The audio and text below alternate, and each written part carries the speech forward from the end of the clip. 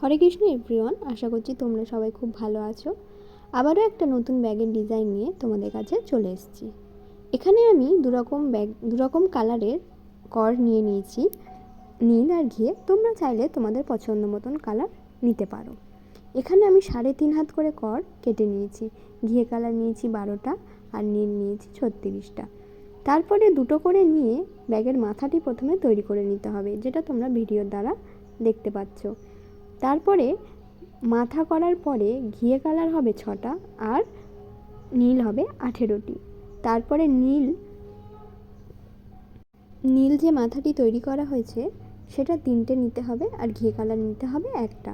যেভাবে ব্যাগের মাথা তৈরি করা হয়েছে সেই একই রকমভাবেই একটার সঙ্গে আর একটা যুক্ত করতে হবে।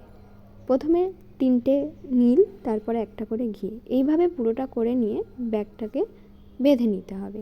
বেঁধে নেওয়ার পরে যেইভাবেই মাথা তৈরি করা হয়েছে সেইভাবেই ব্যাগের কিছুটা অংশ বেঁধে নিতে হবে। তারপরে শুরু হবে নতুন ডিজাইনের জন্যে খুবই সহজ ডিজাইন, কোনো অসুবিধা হবে না। ভিডিওর দ্বারা তোমরা বুঝতে পারছো দেখলে। শুধু গেঁট যেভাবে দেয়া হয় সেইভাবে গেঁট দিতে হবে।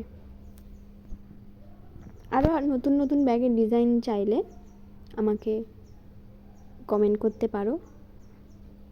ব্যাগের চেন কিভাবে লাগাতে হয়, ব্যাগের মধ্যে কিভাবে কাপড় লাগাতে হয়, সেইগুলো যদি দেখতে চাও তাহলে আমাকে কমেন্ট করে জানিও।